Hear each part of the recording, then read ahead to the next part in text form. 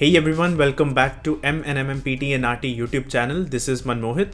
In today's video, I'm continuing the series of all the 20 topics, explaining all the topics in detail that we have started for the PTE academic exam. And in today's video, we have got one of the most important topic of your exam, yet one of the most scariest topic of the exam, which many students out there are scared of. But let's, in today's video, make the topic as easy as possible, understand how to deal with the topic in a lot more detail. And the topic is none other than reading fill in the blanks for the PTE exam. Now, reading fill in the blanks, as we all know, it comes in your reading section and it comes at the 4th position in your reading part. Now, people struggle with this particular topic is because of the way this structure, the way this topic works in the exam. There is no hard and fast strategies or tricks, as we call them, in the real exam. It's a proper reading based task. But in today's video, I would be covering up some important grammar rules with you, which is the main gist of this topic. Understanding those grammar rules will make sure that you end up getting way more correct answers in the exam than you were actually going to. Without wasting any further ado, let's jump straight into the topic. I'll first of all start with a bit of introduction, then going with a bit of the scoring criteria, that how does a Pearson's computer will give you marks on this topic. Third would be how do we do this particular topic in the real exam, as in what sort of grammar rules can we use, and if not grammar rules, what sort of techniques that can be used in this particular topic. And last but not the least would be some key pointers to avoid, some things to take care in the real exam scenario. Let's jump straight into it. Fill in the blanks reading, as we all know. Now, first of all, in the reading section, there are two different types of fill in the blanks. One is fill in the blanks reading and another is fill in the blanks reading plus writing. Now, as the name says, one is the one that we are going to cover today is only giving you marks towards your reading section, whereas the other one, reading plus writing, as the name says, it will distribute marks in two different modules, reading and writing. Now, in reading fill in the blanks, even though you're just getting marks towards your reading section, still it makes it one of the most important topic of your PTE exam. And the reason is you end up getting 20 to 25 marks out of 90 in your reading task. So extremely important. Anyone who is aiming for 50, 65, 79 or above is going to get this topic as a decider that will you be able to fetch your desired scores or not. So we need to be very careful with that. Now, the way this scoring works is it's pretty straightforward, that they give you 1 mark per 1 blank. Now, first of all, as the name says of the task, let me just get rid of reading plus writing. That would be covered in another video. Now, as the name says, fill in the blanks reading, that means a small paragraph would be given to you in the exam, something like this, and you will have few blanks given in them. But then your job is to, as the name says, fill in the blanks. They would be giving you few options at the bottom like this, and then your job is to select the correct answers and drag and drop your answers in the spaces provided. Now, when you drag and drop your answers, if you look carefully, I've given you 8 options, but I've only given you 4 blanks. So this is something that you can expect in the real exam scenario as well, that the number of options are always more than the number of blanks. So they do give you a few extra options, and the reason is they just want to confuse you a bit more. But our job is to read out these 8 options carefully and then select the 4 correct answers.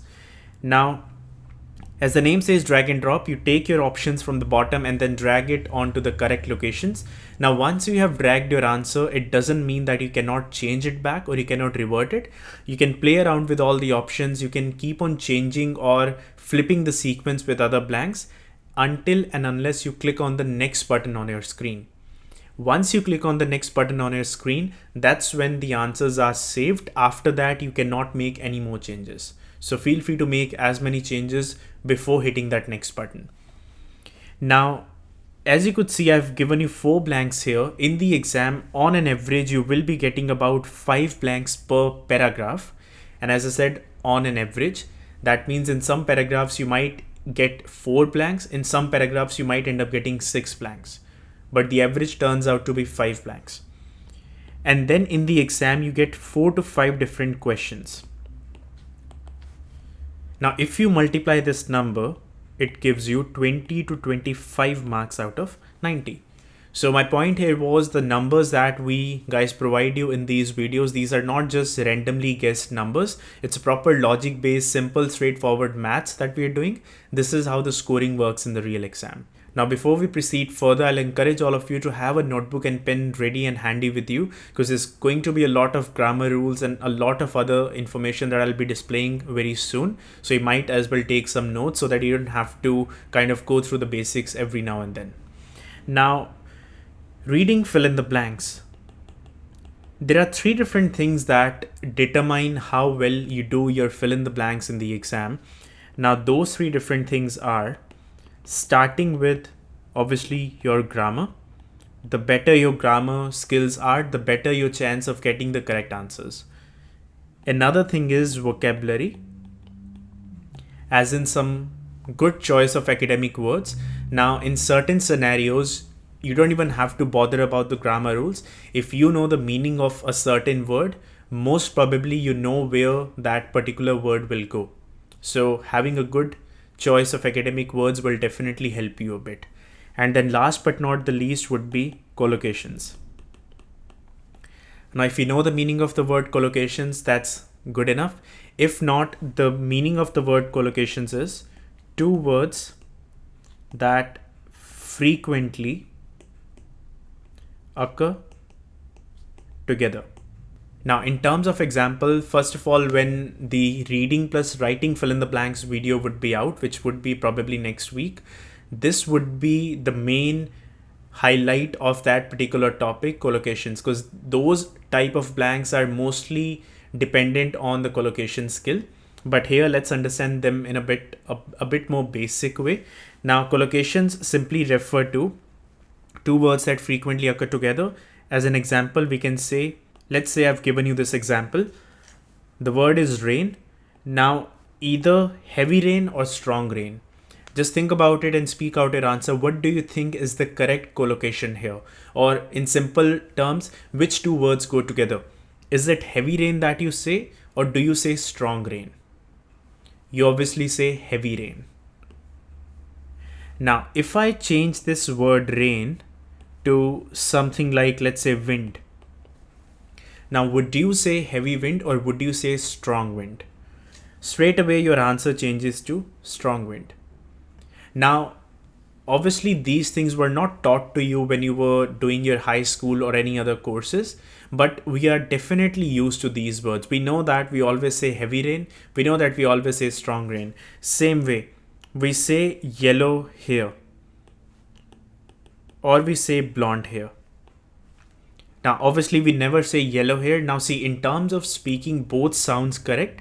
But in terms of proper academic writing, you never write she has got yellow hair or he has got yellow hair. The correct answer is always blonde hair. But if I change this word here to something like, let's say, flowers. Now, would you say yellow flowers or would you say blonde flowers? Again, if you speak both of them, the person who's listening to you, he will understand what you're trying to say. But in terms of correct academic writing, we cannot say blonde flowers. We have to say yellow flowers. Now, there is no logic behind these things. It's just that from the very beginning, we have been using these words like them. We have been using these 2 words collectively. That is why they're known as collocations. So in the exam, there would be certain blanks where if you know the correct collocation of them, most probably you will know the correct answer of them as well. Now, in relation to that, I'll give you few resources that you can utilize so that you can end up getting the correct answers for them. Now, in order to practice for your collocations, the best document that I suggest to anyone out there is, if you go to Google and if you search for PTE academic, now search for these exact words, that's when the first link would appear up. PTE academic collocations list.pdf. So these are the exact words that I want you to search for. Now, once you click on search, you will see the very first link that will appear on Google would be a PDF file. and that would be from the official Pearson's website, which is pearsonpte.com. Click on that, download that document. You will see that there's about 2,500 words, around 2,469 words to be precise. The best part is whatever blanks you get in the real exam, they definitely come from this particular document. They never create any new blanks. They never create any new collocations. Now I know that's a lot of words for you guys. Now I'm not asking you to memorize all of them. It's not possible and practical, but do go through this document at least once, read all those words out, so that afterwards when you start practicing those questions, some of these words your brain will be able to retain in it, and after that it will help you to still recall certain collocations, which will eventually help you to get certain blanks correct. So this is how you can use this document. Now let's be honest here, vocabulary is something which is not possible to attain in just one day, 2 days, 1 week or 2 weeks. This is something which takes its sweet consistent time, sweet organic time. So we can't increase our vocabulary all of a sudden by memorizing a couple of words. It doesn't work like that. To increase your vocabulary, you definitely need to develop a habit of reading a lot, reading different articles, watching some educational videos like TED Talks, Scientific American and all that stuff. But most importantly, whenever you practice any questions for fill in the blanks reading, I want you guys to do just one thing for me. Be honest with yourself. You guys need your scores. We will get those scores. We need to do something about it. Whenever you practice any fill in the blank reading question or a paragraph, whichever words you find out that you are looking at for the very first time, maybe you do not know the meaning of those words, maybe you haven't seen those words before, just have a separate notebook. Either buy a small separate notebook or just have a small notebook handy with you. Write down that word in your notebook. Write down the meaning of that word on your notebook. Just search it on Google, it's free. And couple of days before your exam, let's say 2-3 days or a week before, just read out that document that you have created. Trust me, and I'll tell you one thing honestly, you will be surprised to know that how many questions do actually get repeated in the real exam. See, understand one part. It's not easy for Pearson even to start making new questions for every single exam. It doesn't work like that. They also need to spend a lot of human hours to create new questions. So it's not easy for them to every now and then change the question. So they also tend to repeat few questions every now and then. So prefer doing your part so that in the exam you can also get lucky like many other people out there, that you end up getting a lot of your fill in the blank reading questions repeated, as in the ones that you have already done before. Think about it. If you get the repeated questions in the exam, how easy your exam would become. You don't even have to think about the question. You don't even have to read out the complete paragraph. You already know the correct answer for them. So do that. Now, last but not the least is the grammar part. Now, let's understand few nitty-gritty things about grammar, few basic things about grammar, what can be done in order to get few more blanks correct. Now, what I want you to do is just head over to YouTube or some other resources and just understand one thing for me, and that is parts of speech. This is one thing that I want you guys to understand. Now, what are parts of speech? This noun, pronoun, adjective, adverb, preposition, conjunction, and there's one more. If you guys already know what these things are, just a little bit of knowledge for them, it's good enough. You can stick to this video. Let's see how can we use these grammar rules and what are these grammar rules that I'm talking again and again about. Now, I want you to take notes of them as well. There are few grammar rules that can actually help us in order to get few blanks correct in the exam, starting with the article rule. Now, most probably you guys know about this stuff, but if you don't, we know we have got 3 different articles in the exam. That is a, an, and the. Now we use a and an for something which is general. I'll explain what that means. And we use the when we are talking about something specific. General as in something general. For example, I saw a boy in the park. There is an apple on my table. General statements. And the is used for something which is specific. The apple is green in color, or the boy was wearing a red shirt. So when I talk about the same object again or something specific about that object, that is when I use the article the. Now, before I proceed further, one more thing, one more strategy, or one more bit of information that I want to give you here is, now if you would have noticed one thing, when I said apple, I said the apple. And when I said the word boy, I said the boy. I didn't say the boy. I didn't say the apple. Now, what's the difference? This is one thing that would be helpful for you guys in your read aloud topic specifically, because their pronunciation matters a lot. Now, any words or any letters which are vowels sounds, such as A, E, I, O, and U. Any word which not, I would say, which starts with them, but which have the vowel sound of these letters A, E, I, O, and U, that is when we pronounce the. The spelling remains to be the, but we pronounce it as the. And apart from these letters, any sort of consonant sounds, if you get, could be bee, boy, cat, Tom, any sort of other consonant sounds, that is when you pronounce it as the. You never say the. So that is one difference. And this is one thing that would be useful in your read aloud topic, because when you speak out your answer, you obviously need to make sure your pronunciation is not getting affected. This will help you a bit. Let's carry on with fill in the blanks reading. Now, what's the article rule here? In some cases, you will see that they will give you a blank, and after the blank, they'll give you a certain word. Let's say they have written boy. I'll go with the easy examples, but yes, these rules will apply even if it's a complex sentence. Dash boy. Now, let's say they have given you 3 different options. Now my example is not that great, but just understand the logic that I'm trying to explain here. Now, or let's just twist the example for you guys to understand it in a bit easier way. Let's say the tables have turned and they have given the article an, and then there is a blank. And then they have given 3 different options. Let's say one option is beautification, another is jurisdiction, and another is amplification. So I'm just creating some words from my side. Now, my point here is, in the exam, there would be certain words which you might not be familiar with. Now, vocabulary has to be there, but it doesn't mean that you need to know the meaning of every single word in the exam. It's not compulsory. What you do is, in some cases, they will give you one of the biggest hint. Before blank, they'll give you the article straight away, a or an.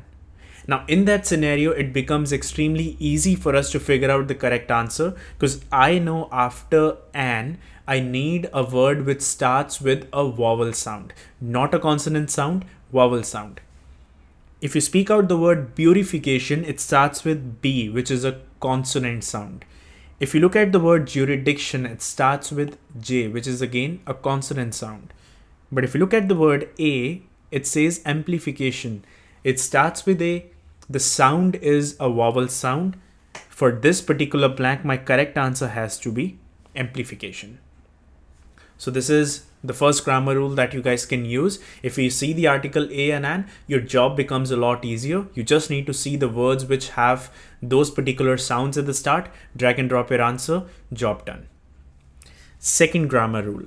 Now, this is one of the most important, I would say, and the most common that you will be finding in your real exam. And the rule is to. Now, to is a preposition. First of all, that's part of a speech.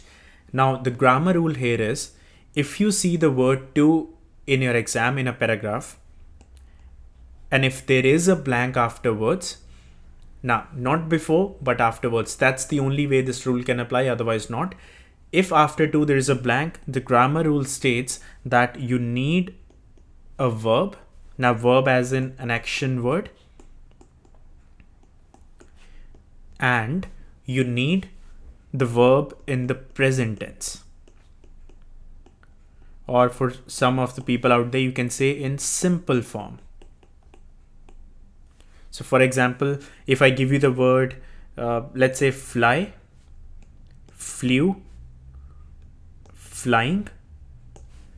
If out of these three, now all these three are verbs, fly as in it's present, flew it's in past, flying as in present continuous. But if you see carefully, I've said present tense, present indefinite tense. The present simple tense, not the continuous, simple tense. So out of these three options, fly, flew and flying, my correct answer has to be fly. Why? Because it's in the present simple tense. So this is one thing that you can use if you see the word to written in the exam, and if there is a blank afterwards, there's 8 options given to you at the bottom.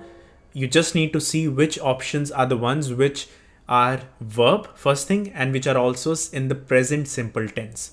You find a combination of those two things. Whichever option you find has both of the qualities, that would be your correct answer. Now, third grammar rule is there's a blank and then there is the word by. Now, by is again a preposition, first of all. Now, the grammar rule here is a bit different. Now, you need a blank before the word by, not after the word by. If you find a blank after the word by, then this grammar rule will not apply. That's a complete different story. But if you see a blank before the word by, you straight away know one thing, that it is again going to be a verb. That means it's an action word. But this time it has to be in the past tense. So this time if I were to give you the options fly, flew and flown, then fly will not be the correct answer because it's in present. Flown will not be the answer because it's in present perfect tense, which is a completely different thing. Flying will not be the answer because it's in present continuous tense. My correct answer would be flew. Why? Because it's in the past tense. It's a verb, it's an action word, plus it's in the past tense. So flew would be my correct answer. So as I said, keep making notes out of it, because once you start practicing those exam questions, you will definitely need a lot of these grammar rules so that you can start using these grammar rules. Just understanding or just listening to them is not going to help you. You actually need to apply. Now, next grammar rule is the word as. Now, if you see the word as written in any of the sentence, and again, if there is a blank before the word as, this time it is going to be adjective. Adjective as in quality. The words which describe a noun, the words which modifies or give a quality or give some depth and emphasis to the word noun are going to be your adjectives. So if I say he is a good boy, boy is a noun, good coming before that, it's an adjective. So those kind of words. And the rule says if you see the word as written anywhere, and if there is a blank before that, it is straight away going to be an adjective. So out of all the 7-8 options that you get in the exam, if you know the correct answer has to be an adjective, see how great is this that it will lower down your chances of making a mistake. Because out of 7 or 8 options, there's no way that they will give you all 7 or 8 options as adjectives. They'll only give you 1 or 2. So you will have less chances of making mistakes. So that was another one. Number 5th is, now the grammar rule that I want to display here, let's do the and or. Now the grammar rule and or, first of all, these are conjunctions, or you can even call them as connectors.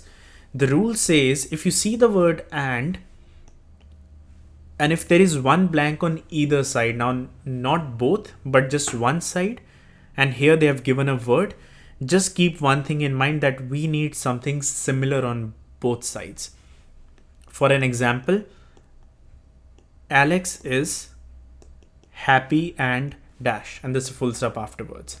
So Alex is happy, which is a positive word.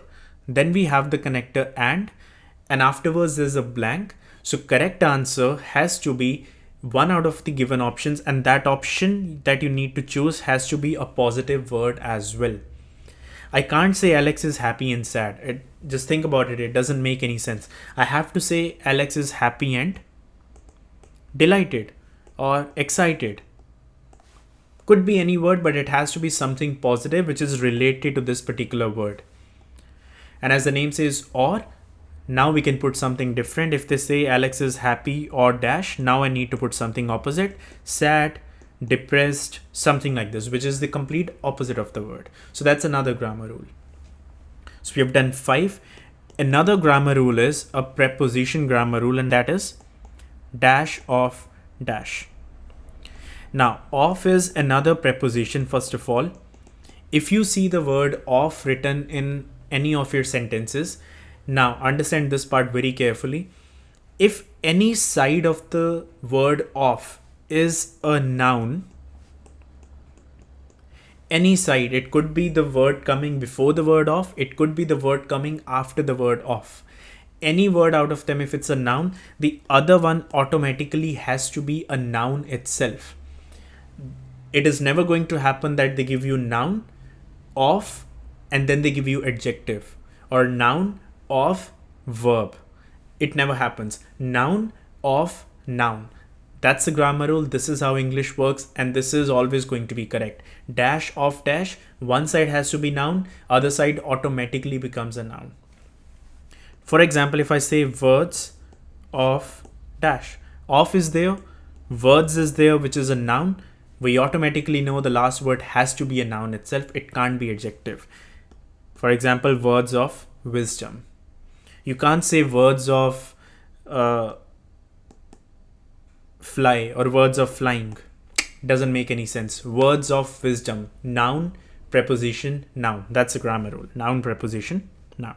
Now, last but not the least is, now 7th one, is if you have the word and, now it's again a similar one that we did earlier, but if you have the word and given in between, and both sides of and they have given 2 different sentences. For example, let's say the river dash and the house boat dash. So for example, here they have given us the word, the river overflew. So for example, that was my word. Now again, I'll repeat myself. The river overflew and the houseboat dash. Now, one thing I know for sure, that since I have got the word and in between, and on both sides of the word and I've got 2 different sentences, I know one thing for sure, that the tense, now write this down as well, tense has to be similar on both sides. So if on the left hand side of the word and they have used a past tense, on the right hand side of the and, it automatically becomes a past tense. You can't have present and past. It doesn't work like that. It has to be, if there is a past, then it has to be past on the other side. If they're given present, it has to be present on the other side, future and future on the other side. So the river overflew, it's in the past, and the houseboat, let's say, rotted.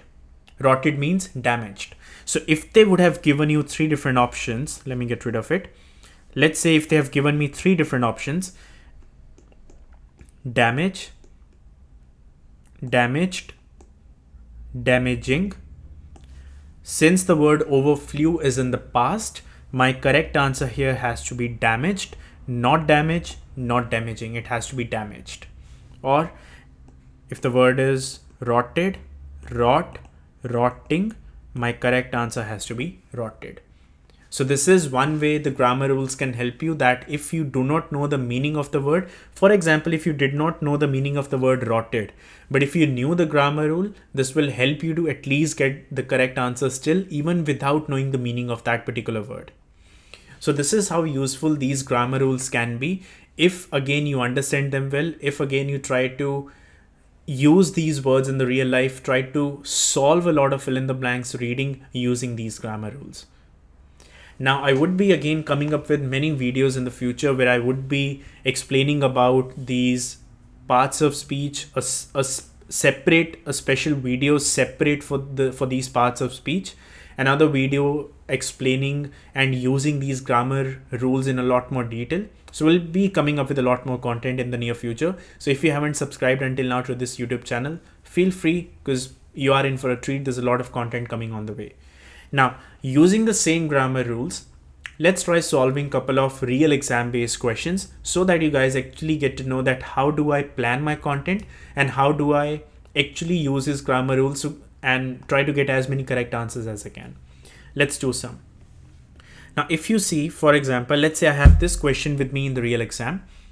Now, I can see that they have given me 5 different blanks, and at the top they have given me more than 5 options. So it's 1, 2, 3, 4, 5, 6, 7 options. So 5 blanks, 7 options. As I said at the beginning of the video, the number of blanks are never equal to number of options. So they always give you a few extra options just to confuse you. Now, first thing first, what my mindset in the exam is, the way I do these questions in the exam is, the moment I get a paragraph in the exam, I never start reading them out straight away. First of all, I never read out a sentence which doesn't have any blank in them. I straight away jump to that sentence which is having a blank in them. I'll tell you the simple reason why. In the exam, trust me, you will not have enough time to read out the complete paragraph, understand the meaning of the paragraph. PTE exam reading, it doesn't work like that. First of all, in the reading section in the real exam, you will have a combined kind of time. That means you manage your time by yourself. My recommendation would be, for fill in the blanks reading, prefer giving roughly about 2.5 to 3 minutes per question. Okay, even if you finish a question earlier, prefer taking a bit more time so that you are sure that you have not made a mistake, and prefer not taking more than 3 minutes, because otherwise you will struggle in managing the time for the upcoming topics. So 2.5 to 3 minutes is a good average. Now, again, I'll be coming up with another video where I'll explain in a proper detailed method that how do you manage the time in the reading section. Also, how do you manage the time in the listening part. So 2 separate videos would be out for that. Now, as I could see that there's a blank in the second sentence, I will start reading out the second sentence. It says, today, scientific research is trying to dash the positive aspects of living with companion animals. Now, one thing, if you would have noticed a grammar rule already, great. Otherwise, this is the grammar rule that I'm directly going to use. I could see the word to written in that. And after the word to, they have given me a blank.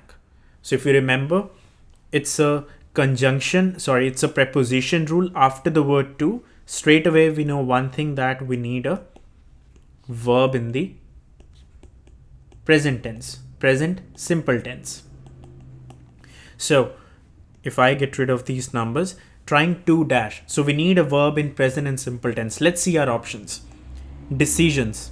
Now, decisions is not a verb. It's not an action word. It's a noun. Enhance. Enhance means increasing something. Yes, so it is a verb, plus it is also in the present tense. So this could be my answer. Affection. It's again a noun. One tip again I can give you from the exam point of view. Any words that you see that ends with tion or sion, shun, both are pronounced as shun. If any word that ends with tion or sion, they're always going to be a noun. Straight away, decisions, affection, they can't be anything, they have to be noun. So that's another tip. Different. Something is different than that. It's definitely not a verb. It's not an action. Discover. Now, first of all, different can be used as a verb in some cases, but it can also be acting as a noun. So some words are there, some words are out there which can act as a noun, which can act as a verb. But here, let's keep different as an option. We never know. Discover. It's definitely a verb. Plus, it's definitely a present tense. Verb in present tense. Discover. Discover means finding something. Theorized. Now, theorized is a verb, but theorized is not in present. It's in past tense. As you could see, ed at the back. So that option can't be my correct answer. Alternative. Now, another tip. Any word that ends with IVE, if is always going to be adjective, not anything else. So straight away by looking at the word alternative, I know that it's an adjective. So that again can't be my correct answer. So far we have narrowed down to the word enhance, different, let's say, and discover. So out of these, now see, the best part is I don't need to worry about all the 7-8 options. I know that one correct answer will come out of these 3 options. Let's read out the sentence now. It says today's scientific research is trying to dash the positive aspects. Now, first of all, it's a scientific research. So scientific research obviously will try to find something. So out of these 3 words, enhance means increasing, can't be the correct answer. Discover means finding something. So yes, my correct answer here is discover. Done. Second blank. Animals have been used as an dash form. Again, easy one. They've given us the word an, which is a vowel. After that, there's a blank. That means we need a word that starts with a vowel sound. So now, first of all, let's keep crossing out the words which we have already done. So discover is already used. Now, as and dash, decisions can't be the correct answer, starts with D. It could be enhance. It could be affection. Okay, first of all, let me delete all that so it's easier for you guys to see that. Yep. So decision can't be the correct answer. Enhance could be. Affection could be. Different can't be the correct answer. Discover we have already used. Theorize can't be the correct answer. Alternative can be the correct answer. So out of enhance, affection, and alternative, my sentence is animals have been used as an dash form of treatment. Animals have been used for something. Animals have been used as an enhance, as an increase. It doesn't make any sense. As an affection makes sense. As an affection form, there's no form called affection form, so that's again wrong. As an alternative form, alternative form means something different, so here it makes sense. My correct answer has to be alternative. Number 3, more recently it has been discovered that owning a pet can help lower people's blood pressure, comma, after comma there's another sentence which is attached to the main sentence, dash the chances of living after a heart attack. So obviously it's a positive statement since they are saying owning a pet. That means you own a pet. So having a pet will dash the chances of living after a heart attack. So if people are happy living with their pets, it will lower the chance of having the heart attack thing. But now here they say dash the chances of living after a heart attack. So if someone already had a heart attack, after that it will increase still. Even after having a heart attack, it will increase the chance of person living because of having the love from a pet. So increasing, my correct answer here has to be enhance. Enhance means increasing the chances of living after a heart attack. So far we have used the word enhance, we have used the word discover, and we have used the word alternative. So left are these 4 options. Now it says it is dash that this happens. Now just because of this blank there came another grammar rule in my mind. I'll discuss that right now. And that grammar rule is after a helping verb. Now verbs are of 2 different types. One is a helping verb, another is a main verb. Helping verb, main verb. What is helping verb? Is, am, are, was, were, has, have, had. All these words are helping verbs. Main verb, the main complete action word. Fly, swim, eat, sleep. Any action word is a main verb. So we always say Alex is swimming.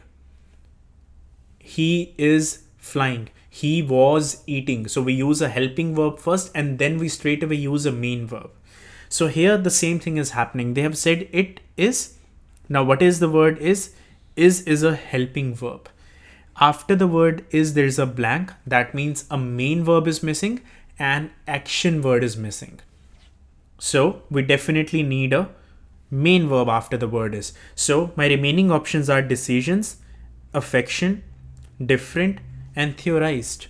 out of all the 4 options, I've only got one verb remaining, and that is theorized.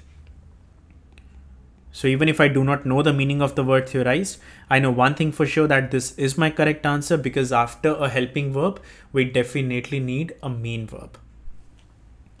And then last but not the least, it says, pets help people become more social, provide a means to give and receive dash. So they're talking about pets. Pets help people become more social. Correct? It's a positive statement. Provide a means to give and receive dash. So pets provides a means to give and receive. They give something, they receive something, and help connect us with a natural world. So it's a very positive sentence. Let's see which option can fit in this particular blank. Left is decisions, affection, different. Can I say means to give and receive decisions? It doesn't make any sense. Means to give and receive different. Again, it sounds very incomplete. Means to give and receive affection. Now, affection means love. So pets help people become more social. They provide a means to give and receive love. That's what we know, that pets, obviously they give love, and they receive love. So the word affection makes perfect sense. So once you drag and drop the last answer, which is affection, there would be few options remaining, such as different and decisions. You can just leave them as it be. You don't need to use them. So it's not compulsory that you will be using all the 7 or 8 options. They will make it a bit more confusing for you guys to see which option matches the best. But obviously, out of all 7 or 8 options, there has to be only 5 or 6 which are the correct answers. Now, another tip I can give you from the exam point of view is that if you get stuck at one blank, for example, you're trying to do the first blank and you're not able to find the correct answer, please follow my advice. Do not waste your time on one blank. You don't have enough time in the exam to do so. If you're stuck at one blank, ignore that blank or leave that blank for 1 second. Try solving the other remaining blanks. Because by the time, just think about it, by the time you finish the remaining blanks, you will have less 4 or 5 options to choose from. That's when you go back towards your very first blank again, and now you try to solve out the very first blank. So be very time efficient in your real exam. You won't even realize when those 2.5 to 3 minutes are over. You can't waste even a single second, especially in the reading section in the exam. That's tip number 1. Another thing, now, golden thumb of rule, in the exam, you will be confused a lot in certain options. Everyone is, so do us. One thing you need to make sure is, once you have selected an answer and you are positive about it, that you know that, okay, this is going to be the correct answer, just leave it as be and move towards the next blanks. Do not spend your entire time thinking about, okay, does this option sounds better or does this? Trust me, you will be spending about 1.5 minutes on just one blank. You will not even have enough time to complete the remaining question. Once you're done with the question, it's pretty much done. Check for last 20-30 seconds, but then move on. Do not spend entire 5-6 minutes on one question, because guess what? I don't want you to fall in that trap that for first few questions you're spending about 5-6 minutes, but last couple of questions you don't even have a minute to solve them. So never let that scenario happen. Always be time efficient. There would be a clock on the top right corner. Keep an eye on that clock at all times. When you see that that clock is hitting that 3-minute mark, you should be responsible enough to move towards the next question. Now, another thing I really want to talk serious with you right now. It's very important for me. Never, ever memorize these fill in the blanks reading. I don't know why people out there are saying this stuff like memorize fill in the blanks question as many as you can. It's not. Just think about it. I can't even get my words around my mouth. It doesn't make any sense. You can't memorize 2, 3, 7, 800 questions. Your exam doesn't work like that. Think about it. In the exam, this is not the only topic that you have. And this is not the only topic that you need to prepare. There's another 19 topics waiting for you. So you can't memorize 700-800 questions. Another thing, even if the questions do get repeated in the exam, there is no guarantee that they're going to keep the options, keep the position of the options at the same place. I've seen multiple of my students, I've seen thousands of my students, they do get the same questions in the exam, but they change the position of the blanks. So if you would have memorized a question, you're screwed. You would have just made the entire question wrong. Never memorize the answers. It's not going to help you in the long run. Take your sweet time, understand why are you choosing what are you choosing. Never memorize, understand the logic behind choosing the correct answers. That is what will take you so far, and that is why at the beginning of the video I had told you guys that take a separate notebook. Whatever words you're unfamiliar with, write those words down in your notebook, understand the meaning of those words, so that in the real exam, when you get the same question, you're not relying on your memory, you're not relying on your memorization of the words. You know one thing for sure, that okay, this is why am I choosing.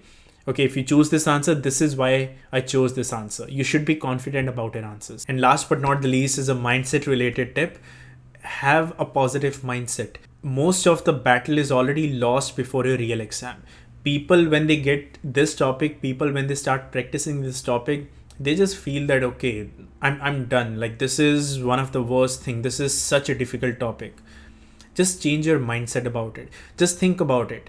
It's just another topic in the exam. There's 20 of them. This is one of them. There's a paragraph. There are a few blanks empty. I need to read a paragraph and need to fill out the correct answers. I understand it's a bit difficult topic. That is why I recommend you to spend a bit more time on this topic on a daily basis. But then do not let this topic haunt you, haunt your dreams. Never let you sleep in the night. Never let this topic get to you. Practice enough before the exam so that in the exam you stay positive and you do not feel that pressure. People lose marks in the exam not because they do not know the correct answer. They lose marks because they have already in their mind thought about one thing, that I won't be able to do this topic. The moment you feel that, you're already lost. Never let those thoughts come to you. Practice well. Again, stay safe. I hope you like this video. If you have any sort of questions, feel free to post them in the comments down below. I'll be more than happy to answer all of them. With that, I'm done with this video. I hope you liked it. And if you did, do share it with your friends as well who are struggling in this PTE exam, so that they can also benefit from these free, valuable videos that we are posting up every now and then. Let's get this PTE done. God bless you all. Have a great night. Stay safe. And I will see you guys in the next video.